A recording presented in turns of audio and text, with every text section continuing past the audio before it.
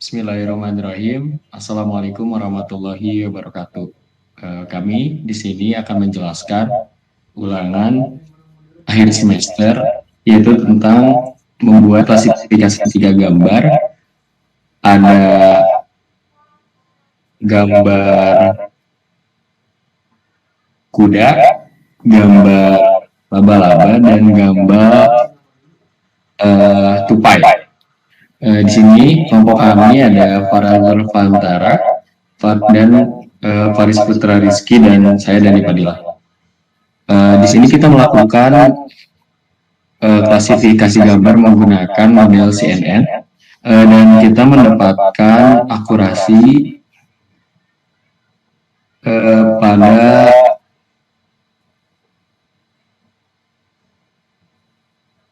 kita mendapatkan akurasi 90%.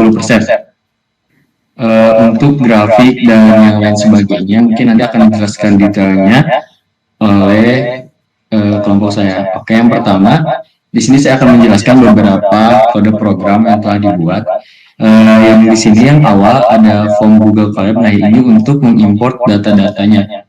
Nah, data-datanya kita disimpan di Google Drive yang nantinya diarahkan untuk dimasukkan ke sini untuk diekstrak datanya. Nah, setelah itu kita mengekstrak datanya menggunakan zip file dan yang unzip ini, maka nanti akan di ekstrak datanya kemudian masuk ke direktori yang ada di sini. Karena ini proyekan yang sudah ini, nah ini masuk data ke sampel data yang ada di sini.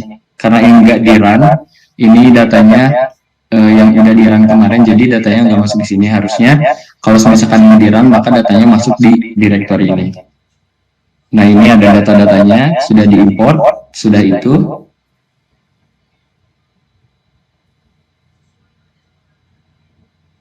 Nah, di sini ada melakukan pembagian data. Di sini ada datanya dibagi menjadi dua. Yang pertama ada data training dan data validasi. Nah, di sini juga ada untuk direktorinya. Jadi di bawah untuk horse, untuk kuda, dia menggunakan train horse dir untuk patch join-nya nanti. Nah, di sini juga ini untuk train yang laba-laba, ini untuk yang squirrel, nah ini yang untuk validasinya. Nah, ini tuh digunainnya buat nanti di bawah buat modifikasinya kayak misalkan ini. Jadi penyebutannya enak gitu. Kalau misalkan udah dikelompokkan ya. Kemudian di sini, nah untuk di sini ini kode program untuk menampilkan nama-nama filenya yang udah ada. Nah, di sini menampilkan yang kudanya 10, yang laba-labanya 10, dan yang tupainya 10. Dan untuk yang bawah ini total dari semua data yang kita gunakan. Nah, untuk data kudanya ada 2.200 dan untuk spidernya ada 3.786, dan yang training squirrelnya, yang data training squirrel ada 1.451, untuk validasi kudanya ada 370, dan validasi yang laba-labanya ada 944, dan yang terakhir ada validasi gambar tupai ada 318. Nah, untuk penjelasan selanjutnya akan dijelaskan oleh rekan saya. Terima kasih. Baik, terima kasih pada rekan saya. Di sini saya akan melanjutkan ya, yang tadi teman saya telah sebutkan. Nah, di situ ada map polyp inline. Nah, itu adalah magic command untuk Jupyter Notebook yang memungkinkan plot itu ditampilkan secara langsung di dalam notebook. Nah, lalu di situ ada import untuk mengimport modulnya, dan yang import PLT itu memberikan fungsi untuk membuat dan memanipulasi plot atau grafiknya. Nah, yang di bawahnya juga hampir sama. Namun bedanya itu memberikan fungsi untuk membuat bekerja dengan gambar. Nah, next di situ ada n rows sama dengan 4. Nah, itu menentukan untuk ukuran grid ya, menampilkan gambar. Nah, di situ grid disiapkan untuk memiliki 4 baris dan kolom 4 yang berarti dapat menampilkan hingga 16 gambar. Nah, di bawahnya ada peak index. Nah, peak index. Nah, di situ kan ada 0. 0 mendefinisikan variabel peak index yang akan digunakan sebagai indeks untuk mengiterasi melalui gambar. Nilainya diawali dengan 0. Next. Nah, selanjutnya ada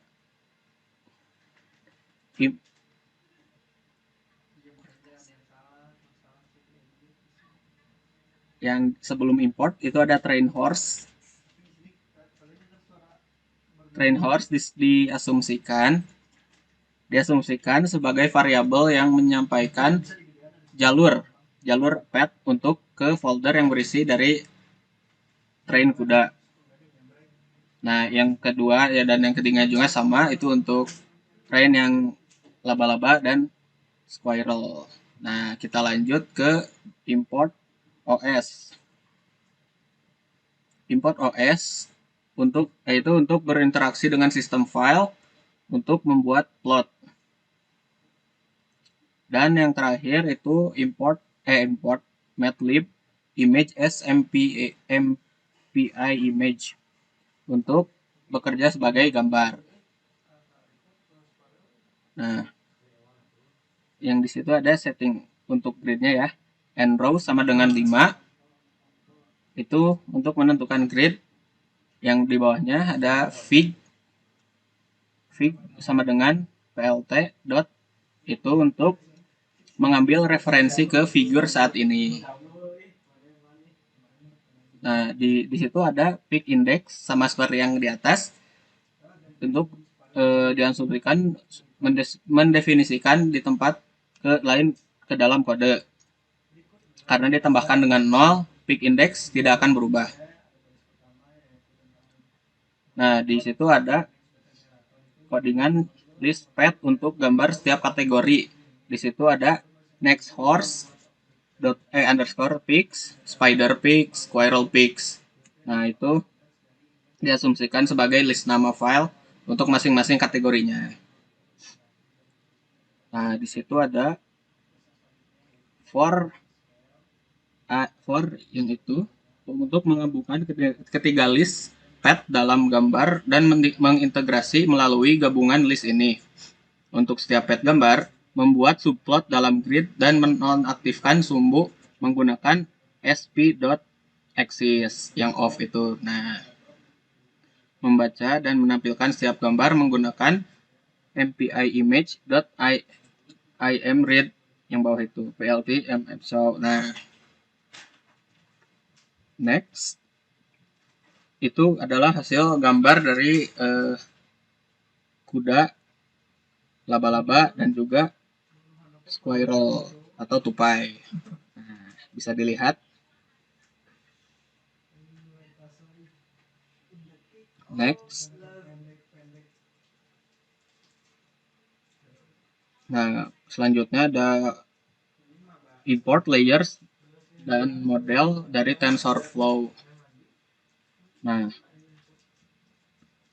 from tensorflow.keras import layers dan juga model.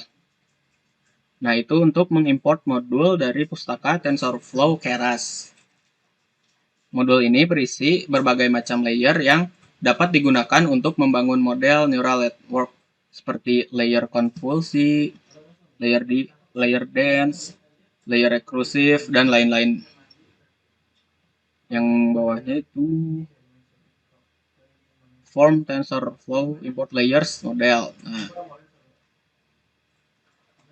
next yang itu sequential untuk membuat objek neural network menggunakan kelas sequential. dari modul models. Model ini akan distruktur berurutan, di mana setiap lapisan ditambahkan satu persatu. Nah, ada yang di bawahnya itu model add layers, ya. Itu untuk menambah lapisan max pooling dengan ukuran pool, misal itu ada 3x3, 2x2, dan sebagainya. Terus, wait. Nah, ada model compile optimizer, dan itu untuk mengkompilasi model dengan menggunakan optimizer Adam, ya, di contohnya. Nah, itu fungsi loss categorical cross entropy, nah, dan metrik evaluasi akurasi. Oke, mungkin cukup sekian dari saya. Selanjutnya akan dilanjutkan oleh rekan saya. Terima kasih.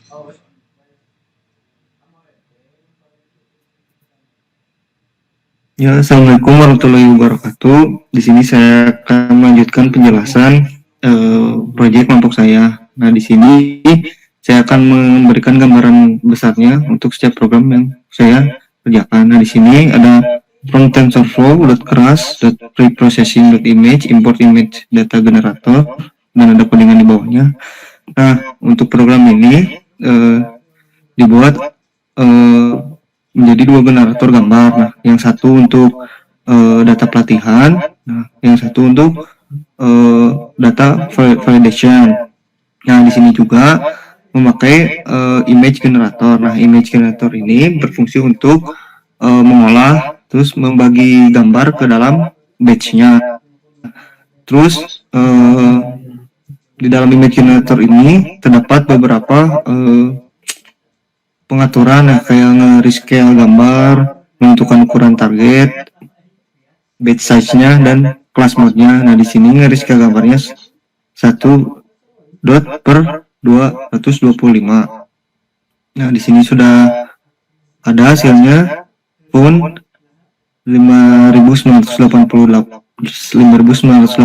image yang untuk 3 class. Jadi menemukan 5.986 gambar dibuat menjadi 3 kelas.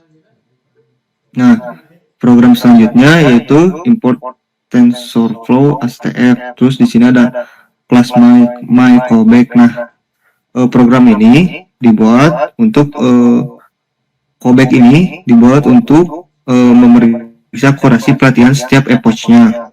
Nah, ini setiap epoch-nya, step per epoch-nya. Nah, terus ada fit generator. Nah, mode fit generator. Nah, mode fit generator di sini digunakan untuk melatih modelnya dengan generator datanya. Nah, di sini sudah ada hasilnya. Pelatihan setiap epoch-nya sudah ada. Nah, selanjutnya, program selanjutnya di sini ada ACC sama dengan history akurasi sama validation underscore ACC sama dengan history sama program file underscore akurasi. Nah, program ini digunakan untuk memplot grafik akurasi dan loss pelatihan serta validasi terhadap sejumlah epoch-nya. Nah, di sini sudah ada loss dengan history. Nah, di bawahnya ada plt.plot epoch, yaitu untuk memplot grafik akurasi dan loss-nya terhadap jumlah epoch-nya.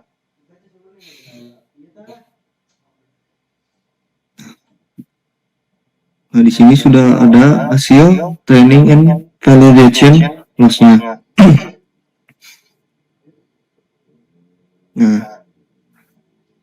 Nah, program selanjutnya itu from TensorFlow.keras preprocessing import image dan import PSNP, import matplotlib.pyplot splt. Nah, di sini program ini berfungsi untuk mengimplementasikan fungsi dan memprediksi kelas dari gambarnya. Nah, jadi setiap gambar sudah sesuai dengan format yang dibutuhkan sama modelnya. Terus kemudian diprediksi kelasnya. Nah, di sini nih prediksi kelas indeks. Nah, itu untuk memprediksi si kelas setiap si modelnya. Nah, di sini sudah ada programnya through label, test, image path, split. Nah, di sini tuh berfungsi untuk mengetahui si label per image-nya. Jadi akan ada image horse, berarti labelnya juga horse. Nih. Sama yang lainnya seperti spiders, berarti labelnya juga spiders. Nah, di sini menggunakan plt.detail through label. Nah, itu untuk menampilkan label pada gambarnya.